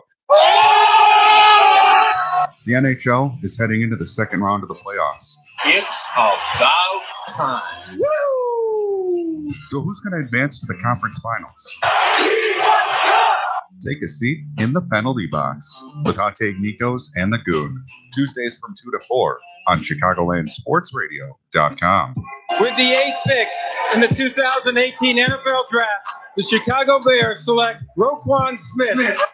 Well, Bears fans, the pick is in, and it's the linebacker out of Georgia. This is Ben from Late Nights with Ben. Tune in every Thursday night as we break down the rest of the Bears' offseason moves. Also, summer is right around the corner, so you know what that means, more Cubs baseball. That's Late Nights with Ben every Thursday night from 9 to 10 on ChicagolandSportsRadio.com. The Rising Feminist Wrestling Show gives honest opinions about WWE, the Greatest Royal Rumble, Backlash, Impact, Ring of Honor, New Japan, and well, so much more. This is fan-made to all the other fans out there. The Rising Feminist Wrestling Show is not just the highlights. It is about the fresh opinions about wrestling, promos, and of course, the wrestlers. So come join me, Stephanie, the feminist voice of wrestling, every Thursday from 2 to 4 on Chicagoland Sports Radio. It is not just sports, it's a way of life. Previously on the Nightcap, I think at AEGO Quentin Nicely. You know, he's got the connections with Harry Highstand. He immediately starts at left guard for the Bears, day one. So if I am at pick 8, the guy that I am getting continue the strong heritage at this position for the Chicago Bears, and that is Roquan Smith. Catch Tim and Ben every Monday night from 9 to 10 p.m. only on ChicagolandSportsRadio.com. It's not just sports, it's a way of life. Hey, Chicagoland, make sure to keep it happening here. With me, Charles Pride Ritchie, Sid the Kid, and Corey Barber every Saturday from 2 to 4 p.m. And on deck, find out who will have the best draft results that will translate into success in the NFL. Hey, look, I'm just standing on the line in front of me. Cubs and Sox, and also NBA playoffs. One lucky shot deserves another. So make sure to tune in every Saturday only on ChicagolandSportsRadio.com. It's showtime, folks! Last time on R&R. This man, what was the final total was like 175%? Yeah. I was like, wait, damn. How? Watching NXT TakeOver is like an Oscar movie. And Yes. WrestleMania is like a blockbuster, and I'm like, Exactly. you know what? That's so That's true, and it's like your expectations are always lowered for WrestleMania. But honestly, at this time I was just like, Check out R&R on ChicagolandSportsRadio.com Tuesdays 4 to 6. I am Raphael Young, and the NBA playoffs are getting intense. Is your team still in it? I surely hope so. The Warriors are NBA champions again. On my show, I will talk about the NBA playoffs and my predictions on where each team stands, as well as the Cubs and White Sox and their young season so far. Tune in on the Raphael Young Show every Monday from 12 p.m. to 1 p.m. on ChicagolandSportsRadio.com. It's not just sports, it is a way of life. Time to kick off your career in radio or TV broadcasting at the Illinois Media School's downtown Chicago campus. Call us at 312-884-8000 or visit 530 South State Street to learn how you can make your dreams of being on television and radio a reality. Don't take my word for it. Check out what some industry professionals said about the Illinois Media School. Tom Waddle, ESPN 1000. Don't waste another minute in a career you don't love. You can be the next great announcer, DJ, producer, or TV reporter. You'll learn key skills from industry pros while working with professional equipment on air and behind the scenes. Still need to keep the 9-to-5 job? Their flexible class schedules can work around any schedule. Short on cash? They have very affordable tuition and financial aid for those who qualify. You'll have access to amazing internships and job placement assistance when you graduate at top radio and TV stations like ESPN. Learn more at beonair.com/Chicago Sports. That's beonair.com/Chicago Sports. Get crazy, get wild, let's party, get loud. If you want to have fun, do something. Back here on the penalty box where it looks like they're going crazy and getting loud in Nashville. Get crazy, get wild, Bill. Get crazy. Oh my goodness. Wild, Bill. We talked about that the first segment. All right, enough about Vegas and William Carlson or Eric Halla, whoever that nickname's for. All right, we haven't exactly distinguished that. No, I'm just kidding. I wonder if that's on his Twitter. I never did look. No one's gonna call themselves Wild. I'm Wild Bill. Why? How do you know? Because he's a Swedish man. So. Don't get Wild Bill, no. I don't know. But yeah, so all right. Winnipeg, Nashville. Jets. Crazy versus Nashville. Game 1. The story in which Hellebuck grows his legend. The man was outshot 48 times. And he saved 47 of them. Whoa. That's amazing. Oh, yeah. This was the Jets absolutely being the most opportunistic scorers of all time, of entire time. That first period was Nashville literally cycling around them, shooting top quality shots the entire first period. Like, they would cycle up to the point. Subban, slap shot. Yossi, slap shot. Emelin, slap shot. No, I'm just kidding. Yeah, right. Emelin, slap shot, miss. Emelin doesn't even play for them. I was kidding. He does. Does he? Yeah. Oh, why did I think he was still in Montreal? No, he does. My bad. Yeah. Well. So I was right. Yeah. Yeah. No, Yeah. Yeah. So that's a thing. So yeah, that first game, literally the story was just Nashville dominated, but just lost. Like, the head coach Peter Laviolette was asked the question, what if you had two choices between playing the game you just did and winning? Laviolette was like, well, duh, I would win over that. It's like, but he's like, but we played a perfect game in which we didn't win. So he was like, yeah, it just goes to show that sometimes when even if you don't play, or if you do play the perfect game, you'll still end up losing. Now, like I said, the Jets did, or the Nashville Predators did end up getting 48 shots to Winnipeg's only 19. Holy shnikes. Yeah. If I was Peter Laviolette, I would channel my inner John Tortorella and just look at him and go, why don't you just get out of here? Asking stupid questions like that. Duh, you want to win. It's the playoffs. Yeah. No coach is going to say, well, I'll just take that game. We just lost. That's like dumb question. Yeah, that's like asking a team who just lost in the playoffs. So what went wrong? What went wrong? How do you feel? Yeah, I mean, first period, Nashville outshot them 20-4. Second period, Nashville outshot them 16-12, and then the third period, Nashville outshot them 12-3. So Nashville ends up with 48 shots, Winnipeg 19. Hellebuck, like I said, 47 saves on 48 shots. Insane goaltending by him. Rene was actually pulled in that game after giving up 3 goals on 16 shots. UC Saros appeared for the first time this this series. Wouldn't be the last time. A wild UC Saros appeared. He did. A wild UC Saros has appeared. For the Jets, Tanev Stasny scored Scheifele with 2 goals, 1 an empty netter, and Fiala scored, making it 3-1 in the third period. Going into game number 2, that was the best game I've ever seen in my life. Hands down, best game. You think so? Hands down, best game I've ever seen in my life of a hockey game. This series has produced some of the best hockey you can ever watch. I actually rewatched this game. I watched it the first time, and it was so good. That was the first time I ever rewatched a hockey game. Hey, you know, you got to do what you got to do. I mean, I watched a little bit because I couldn't remember a lot of what happened during the game. So I watched it on YouTube. Thank God for YouTube, man. Yeah, I will say, however, I am starting to get really aggravated with PK Subban diving on the ice. Well, again, we were talking prior to the game. All these guys just flopping on the ice. I know it's the playoffs. You want to get. I feel like Nashville as a team does that a lot. Like I've seen Roman Josi flop a couple times. I've seen Subban. Yeah, you're right. Subban has always done this. In Montreal, he did it a lot. I believe during the regular when Toronto went against Nashville, there was a play where the Toronto was in the Nashville zone. They were up 3-2 in the third period, and they were looking for a timeout. Nashville was trying to get the puck out, and for whatever reason, Subban just falls down, and they had to stop play. And he got up perfectly fine after they stopped play, just so his team can get a breather.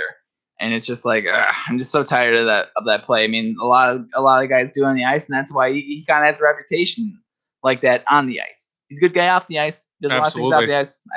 I love the guy, but I can't stand his antics, as you would say, without the puck. But dude makes LeBron James look like he should win some Academy Awards. Right. Well, in this second game, Nashville ends up pulling out the win, 5-4. Rene was pulled again in this game, I believe. Saros appeared again. A wild Saros appeared. Johansson scored twice. Subban scores. Arvidsson and Fiala scores for Nashville. Winnipeg Big Buff scores.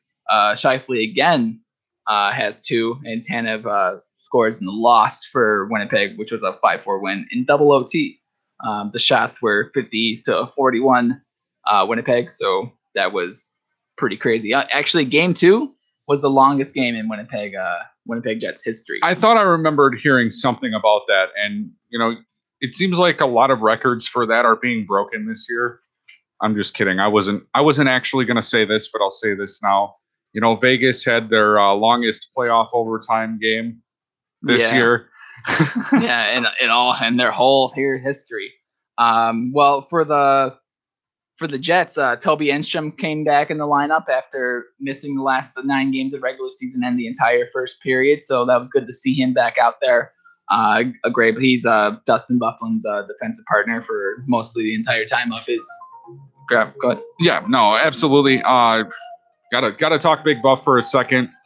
You mentioned a little bit during your playoff highlight of the week, but Dustin Byfuglien is just one of those guys who throws his weight around. You know what I mean? Right. When you're able to kind of wrestle two guys. Sorry, I saw a really funny T-shirt from the Super Bowl a couple years ago where it just said it was a 28-3 lead T-shirt. Kind of made me laugh a little bit. Sorry. Right. Well, some other little notes from this Nashville series. Roman Josi has only 2 points in 8 games. Wow. In this series, so that's pretty surprising to see one of their top scoring defensemen in the NHL only having 2 points. Kyle Turris, their big addition in November, has only 3 points as well for Nashville in 8 games. rookie sensation Kyle Connor for the Winnipeg Jets has only three assists, and 2 of those coming within the first 2 games of the playoffs. Kind of nuts.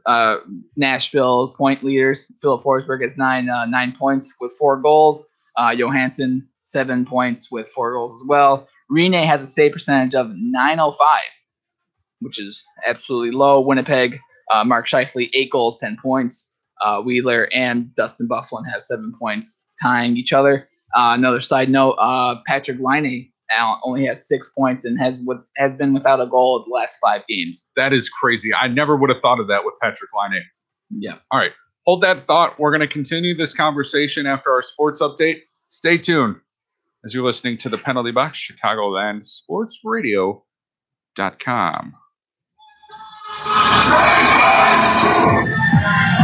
Chicagoland Sports Radio Sports Update. At 3:30, I'm the Goon with your Chicagoland Sports Radio.com update, brought to you by the Illinois Media School. For more information on careers and broadcasting, go to beonair.com. Cubs will play against the Colorado Rockies tonight at 7:05. They beat the Rockies 3-2 last night. Kyle Hendricks will be on the mound against John Gray. 7:05 is the first pitch. White Sox are in St. Louis, take on the Cardinals. James Shields is on the bump for the Sox as he faces Michael Wacha. That first pitch comes from Busch Stadium at 7:15. The Vegas Golden Knights won their game 4-3 last night on a game winner in OT by William Karlsson, or Wild Bill as we like to call him here in the studio. It's 2-1 series lead for Vegas, and then Tampa Bay was also a winner over Boston 4-2. That series is now tied at 1 apiece. Braden Point had a goal and 3 assists in the win. Tonight's game include Washington and Pittsburgh. That series tied 1-1, and that game gets underway at 6:30. Nashville is also in Winnipeg, and that series is also tied 1-1. That game gets underway at 7. This update is also brought to you by IIT Men's Baseball. The next home game broadcast will be May 6th when they take on Wisconsin Platteville at 12 and 3 p.m. For more information, visit IllinoisTechAthletics.com. I'm the Goon, and you're listening to Chicagoland Sports Radio, where it's not just sports, it's a way of life.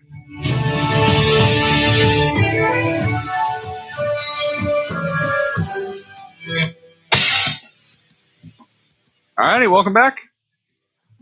All right, so you were talking about, guys in their, sorry, it might help if I turn your mic on. Guys in their point totals here. Are you at all surprised about Kyle Turris, though? Not really. I mean, he was only brought forward. I mean, look at their face-off percentage. The face-off percentage is 55% of the team. He's a big part of that. I think in general, on my notes, I actually have Nashville is keeping up the trend what they kept up in the regular season of overall scoring throughout the lineup. Not one player really stuck out for them this season, scoring-wise. So you look at them now in the playoffs, Kyle Turris and Romanios. Romanios is kind of surprising because he's out there. You only have 60 minutes. A regular game is 60 minutes. He's playing around 30, maybe like 25 to 30 minutes of it. So just kind of surprising. He's a big part of the offense, moving up the puck. So him only having 2 points is kind of surprising. But at the same time, you have solid scoring throughout the lineup. I think the more surprising stat was just for me, Patrick Laine, after being such a big effective player in the first round of Winnipeg versus Minnesota. Patrick Laine was a big factor in there, shooting BBs around. I mean, he only has 2 goals, but he was definitely shooting the puck a lot more than he is. They're not giving him as much space as Minnesota was. So just going to fact, looking at his stats right now, he has 6 points. He only has 1 assist in this series, with all of his points coming in the prior series versus Minnesota. So, and that's not to mention that maybe Nashville, maybe did their homework a little bit better than Minnesota. Just looking at scouting reports and everything like that with Patrick Laine, he's got a shot. You cannot give him. I don't want to go there just yet. You can kind of compare Patrick Laine with that snipe a little bit like Patrick Kane. No. All right. They both can snipe basically from anywhere on the ice. So you can't give them that much room on the ice. Yeah. And when you do, they're going to make you pay, as Minnesota found out the hard way. Right. I mean, in general, he's a rookie too. I mean, the other surprising thing, with Kyle Connor as well is another. Well, he's not Patrick Laine's not a rookie, second-year player. Yeah. Kyle Connor, the rookie, only having 3 assists. He's been shut down a lot in this second round. He's been pretty much invisible this whole series. So hopefully, if he starts picking it up, and you see Patrick Laine in there as well, that'll be a big difference maker for the Winnipeg Jets. But in general, even looking at another big surprise, I think the biggest surprise is Rene's save percentage, and he's been pulled already. What do you think? You think UC Saros actually get to start without bad? That's a hot take right there. However, I would not put it past Nashville to maybe let Rene get his head a little bit, because your series is tied 1-1. So if you lose game 3, it's not a make or break game. So I maybe let UC Saros start this game. Maybe see where it goes. And if he gets into trouble, you snag him out, you throw Rene in there. Right. It's worked for so many teams before, as we saw, like the first round between Washington and Columbus with Philip Grubauer, right, and Braden Holtby. We'll have to wait and see on how that happens, though. No doubt. I mean, they're going to Winnipeg in this next game. So if you take out, but think about it, Rene's been their rock. He's a Vezina Trophy finalist this year. I don't know what that does, because you're so used to having because he plays the puck so well. Yeah. As well. So it's just, he does. They've won a lot with him. This playoffs hasn't really been his games, but also at the same time, you can't really blame him for that. For only getting, they had 19 shots against him in that first game, and he allowed 3. But they're taking on. Look at the opportunities that they provided themselves. That was one of those games again where they may not have outshot them, but the opportunities that they took, 2-on-1s, 3-on-2s, the majority of where those goals were scored. They weren't really 5-on-5 possession play. All right. So since we got to go here, what is your score prediction tonight? Who wins? I think Nashville's gonna win like 4-2. Honestly, I mean, I can see Phil, because Phil Forsberg's been pretty clutch, and I think he's gonna come up big tonight. Maybe Turris get a couple goals. They need to get that power play moving too. Jets. What does that spell? Jets. 5-2. Okay. All right. That's where we're going to have to leave it. When we come back, we'll be talking about something here. All right. Boston versus Tampa. Boston versus Tampa. We'll talk about that and much more here on the Penalty Box, ChicagolandSportsRadio.com.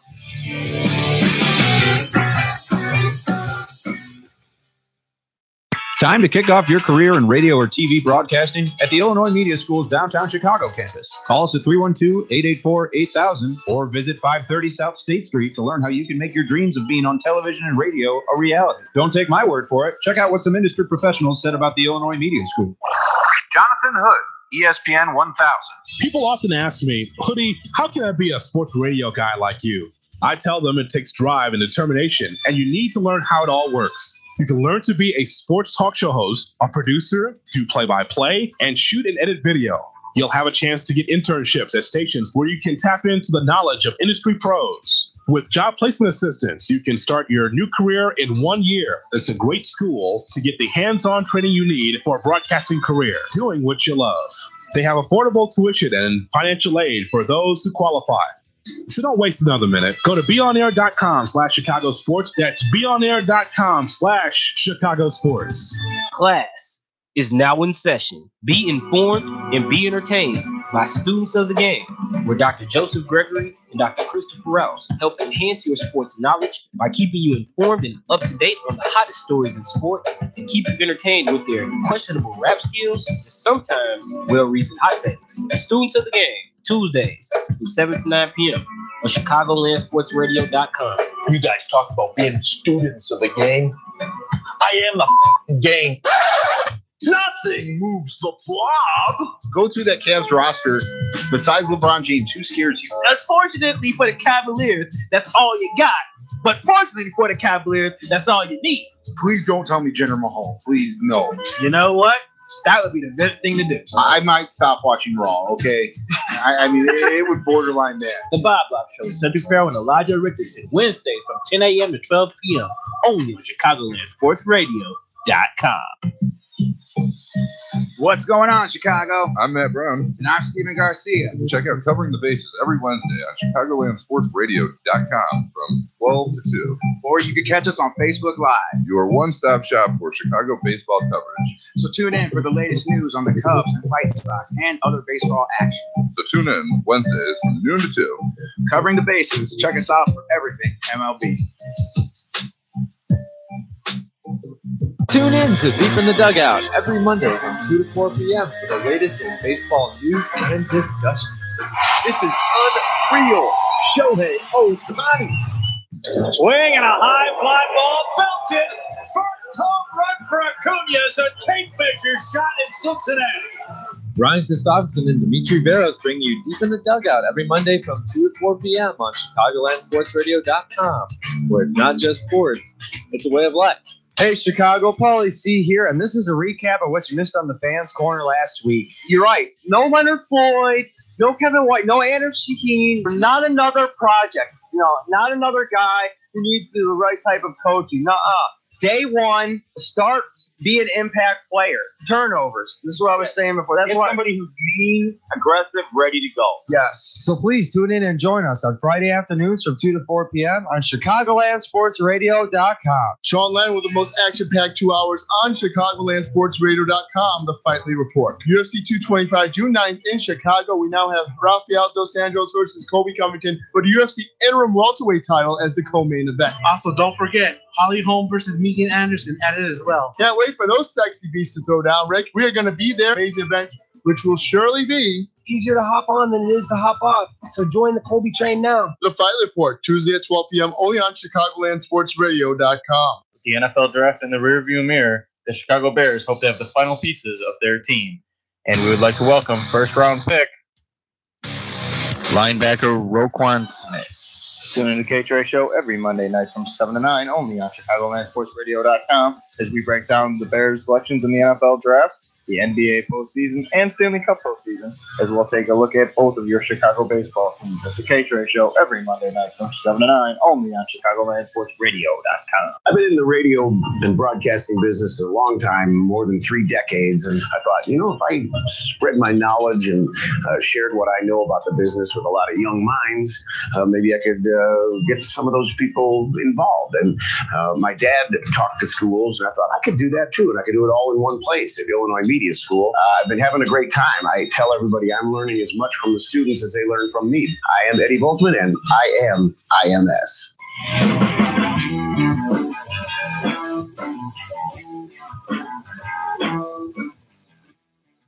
Welcome back to the penalty boxes. We're almost out of time for today, unfortunately. Coming back for the last segment of the day, and we're going to go ahead and break down that Boston-Tampa Bay series. Whoa. Sounds very wait. exciting. Dude, this is almost as bad as that Tampa Bay, New Jersey series. I don't know. I don't think it. I thought it was until I personally I've watched highlights of these games. I caught a little bit of them here and there. Main reason I'm not interested in it is just because Boston beat Toronto, so I've kind of still been salty about it. But watching the highlights and watching the condensed games and going through shots and stats and all that stuff, this game's actually it's actually piqued my interest a lot. Just more towards first game Tampa Bay gets blown out, and just as much as I don't wanna say this, Marchand, Bergeron, and Pasternak are so fun to watch. So fun to watch. I really, if you're not watching hockey and you're not watching them play, you're missing out. They're making plays that are insane. Marchand just comes into the zone, swerves around some guys, to throw back to Bergeron, and Bergeron will just slap pass it over to Pasternak for that one-timer. And it's just so fun to watch. Pasternak has he's such a young player and has that ability to fake you out while looking like he's going to take the shot and make that sweet pass that he does. Oh, so I've seen so many times versus that in that Toronto series. Pasternak leads the entire playoffs in points with 19 points. It's not granted the majority of those came within the first couple games versus Toronto, but still saying you're almost at 20 points in the second round is pretty nuts. You could guarantee scoring has been up in these playoffs. Definitely. And not only that for Boston, but their power play has been lethal. Right. It's 32%. The only one who ranks higher than them is Washington. Yeah. I mean, that just goes to show how bad Toronto was on the power play or penalty kill. Granted, their penalty kill sucks at 72%. That's not really all that great. But when you look at the Boston Bruins, and you mentioned it, Marchand, Pasternak, a lot of fun to watch.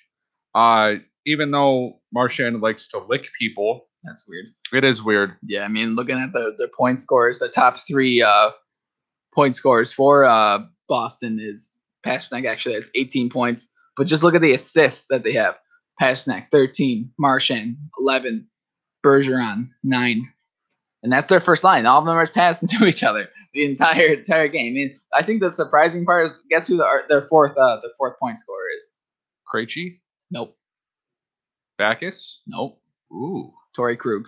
Torrey Krug, the forgotten man. That was going to be my next guess. Yeah, he has 3 goals, 7 assists for 10 points. No, he's a neg-3, but I'm not really a big fan of the negative positives because, like, what again? Sometimes you will get outscored a lot, but you know, a lot of those times guys are switching on the ice, so they'll get caught on with those negs. And I'm not to say that was the situation in which he was, but in general, no, I don't really believe in plus minus. Well, you know, and Torrey Krug has 5 power play points, right? Which is crazy to me. You know, Patrice Bergeron has 2, and then obviously Pasternak has 4. So, you know, you look at this lineup and whatnot, and how good is Jake DeBrusk? I was just about to say that guy. He irritated me so much in that first round series versus Toronto. He just has that smile. He'll score a goal and he'll just smile around the arena. They always show it in slow motion. He'll just smile, look around, and he'll like look at the camera. I swear he looks at the camera and he knows he's just making so many people angry with that sly teeth. But he's such a nice guy because after he scores goals, he'll go and talk to an interview and be like, "Yeah, it was for my dad. I love my dad. Thank you for teaching me everything." Is he like 12 years old? He's so nice. It's like, "Oh, I want to hate you. Why can't you say something stupid?" Like his teammate Brad Marchand. Yeah, why can't you be like Marchand and just annoy me? But I can't. You annoy me with your smile. But he's been really solid for a rookie. And he even has 4 power play points. Yeah, he's been absolutely on fire. I mean, 6 goals.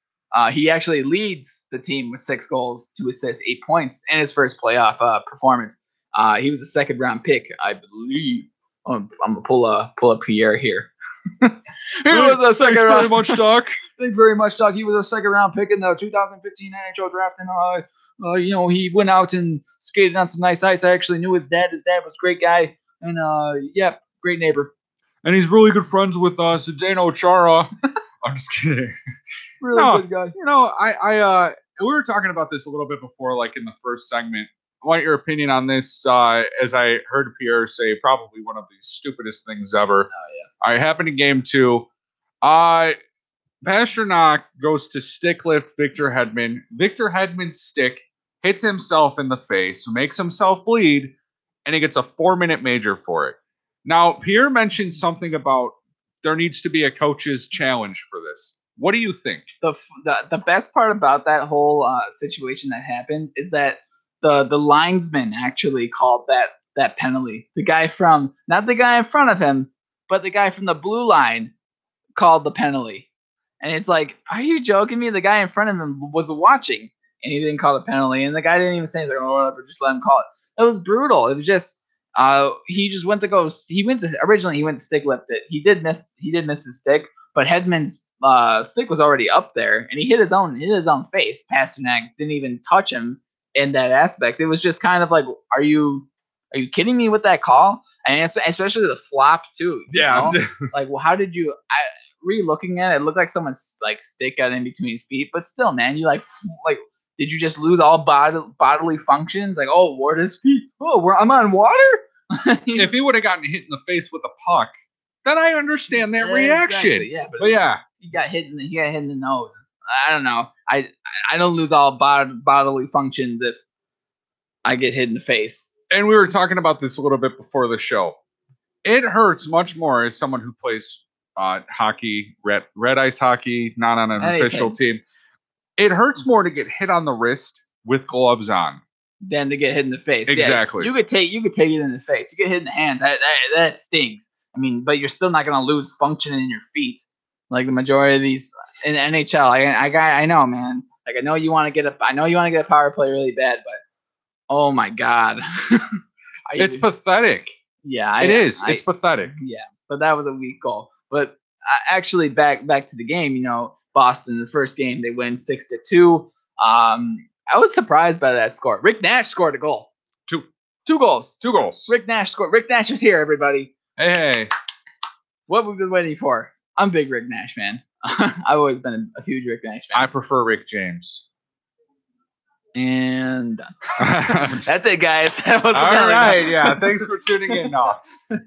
I mean, Rick Nash, if he ends up being a factor in this series, it just shows how great their depth is. Imagine if Rick Nash just discovers his scoring abilities from a couple years ago. And I think a lot of people complained about giving up a first-round pick for him, but that's the whole reason you give up a first-round pick for him, because he has that ability to be so lethal on a third, second line. Great two-way player, but he can also turn it on. He's been really I know maybe every playoffs you hear this. Rick Nash has been snake bitten. How many times you heard that in the playoffs? But 800. Yeah, but he has been snake bitten in these playoffs. Like he dangles around people. He's taking hard shots. He's going to the net. He's stealing pucks. He's doing a lot for the Boston Bruins on that second, third line, especially with Krejci as well. I just think that if he comes out, he scored 2 goals in that 6-2 win. If he comes out and he ends up being a great depth player, big scorer in this series, they need that when they're going against this Tampa Bay offense. Absolutely. But yeah, going I guess on the Tampa Bay side, Braden Point, and I have a friend who likes the Tampa Bay Lightning, wanted to tell me that Braden Point was underrated. I think the Tampa Bay Lightning have sort of overshadowed him and being overrated this season. However, when you come out, yeah, I do. You think he's overrated? I don't think he's overrated. I just think he's rated about perfectly right where he's at. I'm not taking anything away from the guy. I thought he had a great Game 2 performance, 1 goal and 3 assists. Making some saucy passes. All right, I've seen some great passing in my days of watching hockey. But, seeing him, just throw these passes, it's amazing. Yeah, he's a wow, that was intense. That was intense. Wow. Yeah, he's the second line center now, over Tyler Johnson. Obviously the first line with Stamkos,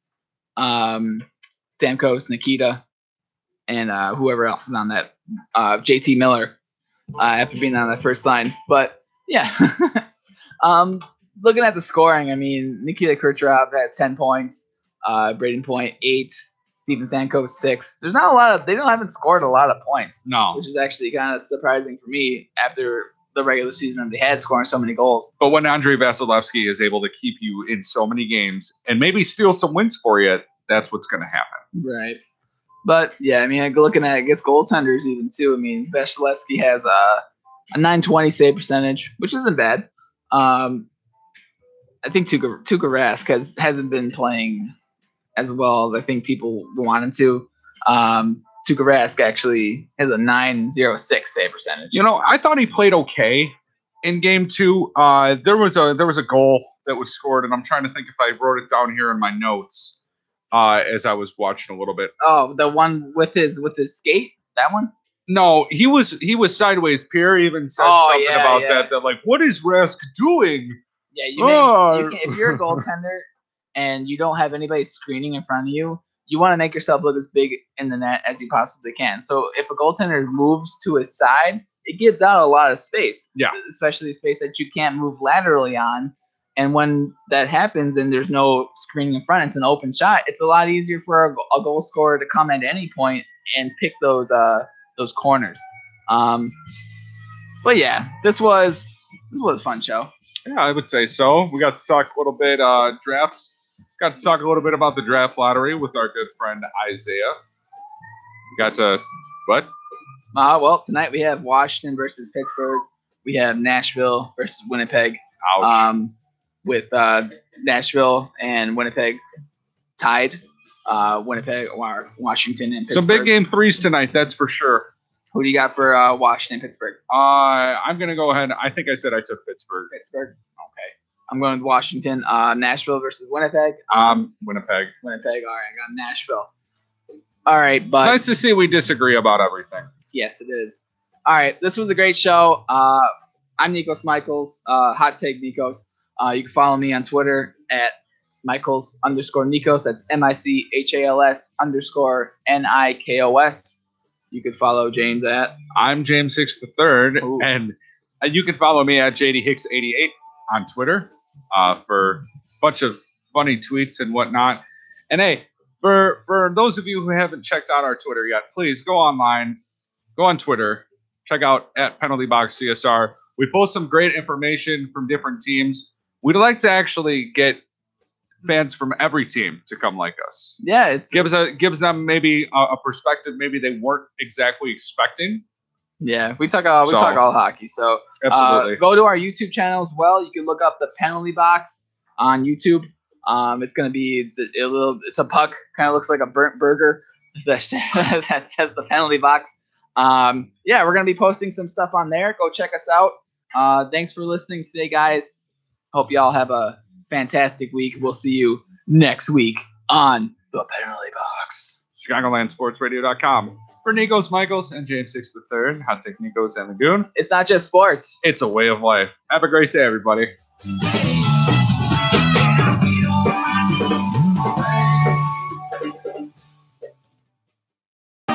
Hey, it's Chris Reese, and I am so glad to be back at IMS.